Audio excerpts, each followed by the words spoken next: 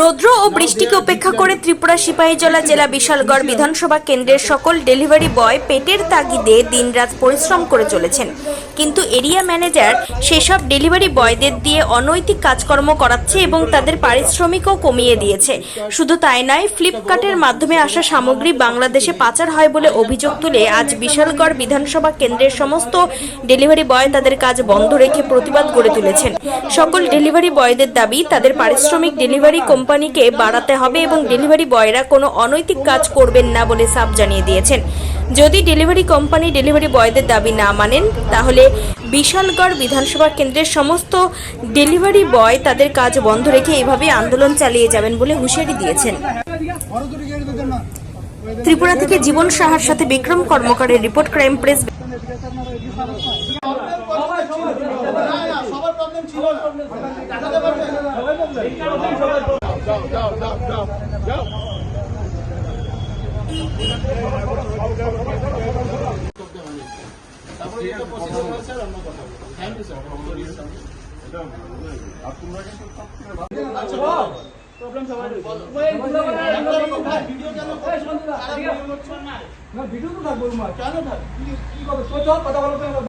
আমরা ওদের সাথে কথা বলবো, আমি কোনো প্রেসের সামনে কথা বলবো, জার্নালিস্টের সামনে কথা বলবো।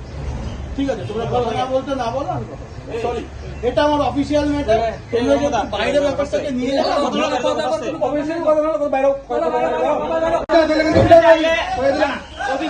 অফিস আইলে আমরা ম্যানেজার আমরা খুব বাজে ব্যাপার করে লাইতে বের করে দেবো, ফাঁসা বের করে দেবো, তোরা বাবার দিলে অফিস এরকম কোন ধরনের কথা। ম্যানেজারের নাম কি? এরপরে অফিসে প্রচুর অভিযোগ আসছে, কিছু জিনিস তারা অর্ডার করে আনে, এটি বাংলাদেশ তারা পাচার করে। এটা পাচার করে আমাদের ম্যানেজার বিমল দা আছে, একটা জীবন করতে আছে, ইডিয়ান টিকা রাষ্ট্রমাতে একটা অফিস আছে, ওই অফিসে নেয়, তারপরে বাংলাদেশ তারা পাচার করে। কি কি থাকে এটার মধ্যে? শ্যাম্পু থাকে, অনেক বডি স্প্রে থাকে, অনেক কিছু থাকে। আমরা তো প্রায় শুনতে দেখি না কি থাকে। কি অফিস এটা? এটা বিশালগড় ফ্লিপকার্ট অফিস। অফিস এটা আজকে দীর্ঘ অনেকদিন যাবৎ দেখুন দিন দিন জিনিসপত্রের দাম বাড়ছে, তার সঙ্গে সবাই চাকরি বেটার ইনকাম করছে, কিন্তু আমাদের এখানে প্রথম ছিল 22 টাকা করে রেটটা, কমতে কমতে 13 টাকা, এখন বর্তমানে পরিস্থিতি এসে 11 টাকা করে এসেছে।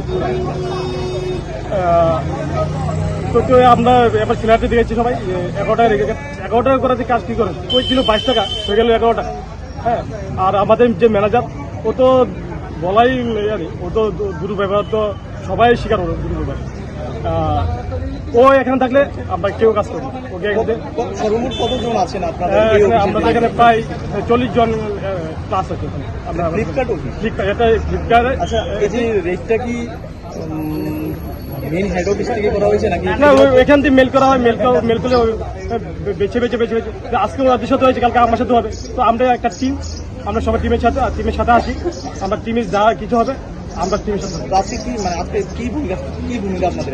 ওকে আসলাম, ম্যানেজার এটা কি বললো, এটা ম্যানেজার হয়েছে, উনি আমাদেরকে বুঝতে বলেছিল যে কি প্রবলেম বলতো না।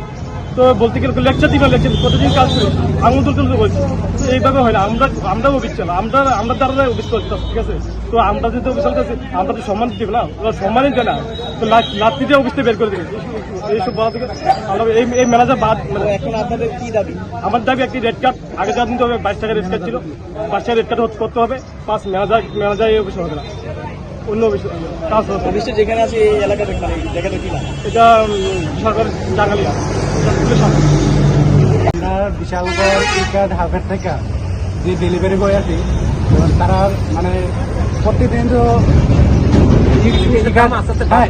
ই-কার্ড হাফের যে ম্যানেজার দ্বারা দুর্ব্যবহারে মানে এত হেনস্থা, প্রত্যেকটা ডেলিভারি মানে এত গালিগালাজ, এত ব্যবহার। এবং এর পাশাপাশি আমরা যে ডেলিভারি বয়ের যে পার্সেল রেট, এটা প্রতিনিয়ত জিনিসে কমতেছে।